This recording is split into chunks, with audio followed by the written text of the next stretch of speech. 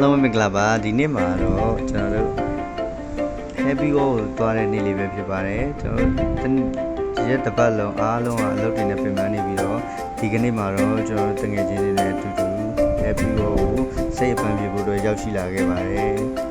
အားလုံးဟာကလေးလေးတွေကစားလူကြီးတွေမိသားစုတွေနဲ့အတူနောက်စိန်လန်းနဲ့မြက်ခင်းတွေပေါ်မှာချင်းငယ်တာရကားတွေနဲ့ပြီးတော့လူကြီးလူငယ်အားလုံးဟာစိတ်အပန်းဖြစ်နေအောင်တွေ့ရပါတယ်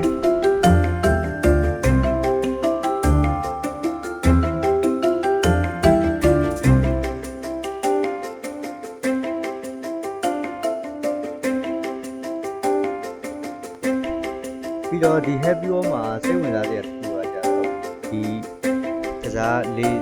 ဘဲလေးတွေစီးတဲ့နေရာမှာပဲကျွန်တော်တို့ကလည်းဒီဘက်ကစားလေးစီးရဲအဲ့မှာပြီးတော့ဒီကလာကြတဲ့သူတွေအားလုံးကဒီမှာအားစားတဲ့သူတွေရတယ်ပြီးတော့ဒီစီးပြီးကိုပြီးပြီးတော့ဒီညင်းနဲ့ခံရတယ်ဖီနေကိုရဆိုဟိုက်ဖြစ်တဲ့နေရာတွေပေါ့နော်ဘုမြင်ရတဲ့နေရာလေးကတော့ဒီ Happy Go ရဲ့ဒီဘေးဘက်ခြမ်းမှာရှိတဲ့ပျော်စီးဘဲလေးတွေစီးတဲ့နေရာလေးဖြစ်ပါတယ်ပြီးတော့အဲ့အပျော်စီးဘဲလေးတွေလည်းကျွန်တော်ဒီနိုင်ပိုင်းနဲ့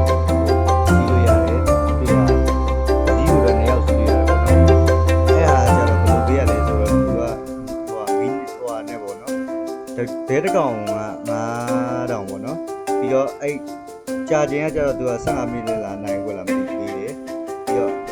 ဒီကိုယ်တိုင်ပဲနေရတာပေါ့နော်သူကအချိန်ပြည့်ပြီဆိုရင်ကိုကဒီသူတို့ရဲ့ကောင်တာကနေပြီးတော့ဒီမိုက်နဲ့ကျင်ညာပြီးတော့အချိန်ပြည့်ကြောင်းကိုလမ်းပြောပေးပါတယ်နောက်တော့အဖြစ်တော့ဒီဘဲကလေးတွေကိုဒီမိသားစုတွေသူ့စုံတွဲနေကြတော့ဒီကြောင်တွေ့ရပါတယ်ဒီဘဲကိုစီးတော့မယ်ဆိုရင်တော့တယောက်တည်းတော့မစီးနိုင်ဘူးဘာလို့လဲဆိုတော့ဒီကောင်ကိုယ်တိုင်နေရတာဖြစ်တဲ့အတွက်ကြောင့်ကိုကခြေထောက်ကြောင်သွားလို့ရှိရင်ဒီကလက်နဲ့လော်လို့မရပါဘူးစီးမယ်ဆိုရင်2ယောက်စီးလို့ပဲရပါမယ်Happy Go မှာကြတော့အရန်ကိုပျော်ရွှင်ဖို့အရာကောင်းတဲ့အပြင်အခြားသောစိတ်ဝင်စားစရာအယုတ်တွေလည်းများစွာရှိပါတယ်